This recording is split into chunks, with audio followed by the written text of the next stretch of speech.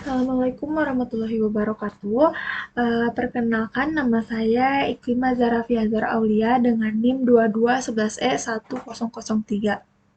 Pada kesempatan kali ini, saya akan memenuhi tugas imunologi tentang antigen, imunogen, hapten, epitop, paratop, dan antibodi. Nah, kita langsung saja. Antigen adalah penanda yang memberitahu sistem kekebalan tubuh kita apakah suatu di dalam tubuh berbahaya atau tidak. Biasanya, antigen ditemukan pada virus, bakteri, tumor, dan sel-sel normal pada tubuh. Kemudian ada macam-macam antigen. Ada heteroantigen. Antigen yang berasal dari luar tubuh, contohnya zat yang dihasilkan oleh virus atau mikroorganisme, serta protozoa, zat dalam bisa ular, protein tertentu dalam makanan, dan komponen serum, serta sel darah merah dari individu lain. Kemudian ada autoantigen. Autoantigen ini merupakan kebalikan dari heteroantigen yang berasal dari dalam tubuh. Nah, normalnya tubuh mampu membedakan diri dan bukan diri. Namun, pada orang yang mengalami gangguan autoimun, substansi normal mampu memicu respon imun sehingga menghasilkan antibodi. Kemudian, ada imunogen. Imunogen mengacu pada molekul yang mampu menimbulkan respon imun oleh sistem kekebalan organisme. Sedangkan antigen mengacu pada molekul yang mampu mengikat produk respon imun tersebut. Jadi, imunogen haruslah merupakan antigen, tetapi tidak setiap antigen adalah imunogen. Nah, pertama-tama ia memulai respon imun bawaan yang kemudian menyebabkan aktivasi respon imun adaptor. Kemudian ada hapten, molekul kecil yang menimbulkan respon imun ketika terikat pada eh, protein pembawa. Nah, hapten sendiri digunakan untuk meningkatkan respon imun terhadap antigen, untuk mempelajari ACD dan IBD, serta untuk menginduksi respon autoimun, regresi kutil virus, dan bahkan imunitas anti-tumor. Nah, selanjutnya adalah contoh-contoh hapten. Yang pertama ada sulfonat, yang kedua ada arsonat, yang ketiga ada karboksilat, yang keempat ada kosmetik, dan yang kelima ada antibiotik. Nah, kemudian ada epitop. Nah, epitop sendiri merupakan bagian antigen yang dikenali oleh sistem kekebalan tubuh inang, sehingga memunculkan respon imun terhadap patogen yang menyerang. Banyaknya antigen mempunyai epitop beragam yang menjadi stimulan produksi antibodi atau sel T.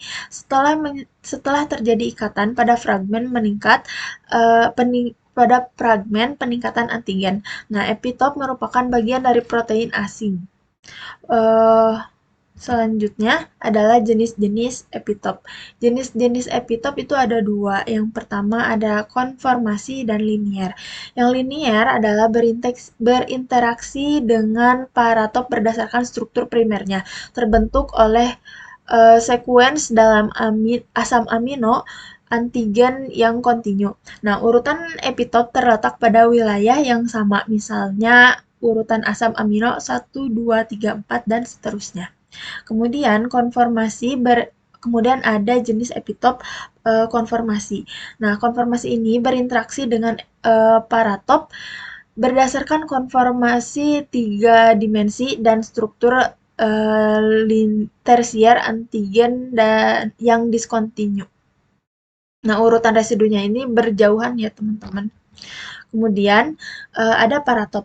Nah, paratop sendiri merupakan atau dikenal juga sebagai tempat pengikatan antigen. Nah, paratop adalah bagian dari antibodi yang mengenali dan mengikat antigen.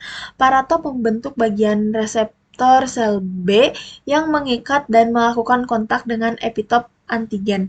Semua reseptor sel B pasa atau sel B memiliki paratop yang identik. Kemudian desain dan struktur paratop B bisa sangat berbeda antar spesies. Nah, ada antibodi. Antibodi adalah protein pelindung yang diproduksi oleh sistem kekebalan tubuh. Antibodi menempel pada antigen seperti bakteri, jamur, virus, dan racun, lalu mengeluarkannya dari tubuh. Antigen juga adalah glikoprotein yang diproteksi oleh sel plasma, misalnya protein bakteri untuk diferensiasi. Nah, yang terakhir ada jenis-jenis antibodi seperti imunoglobulin A atau IgA, imunoglobulin B atau IgE, imunoglobulin B atau IgB, dan yang terakhir adalah imunoglobulin M atau IgM. Nah, mungkin sekian yang dapat saya presentasikan. Kurang dan lebihnya mohon maaf. Wassalamualaikum warahmatullahi wabarakatuh. Nice.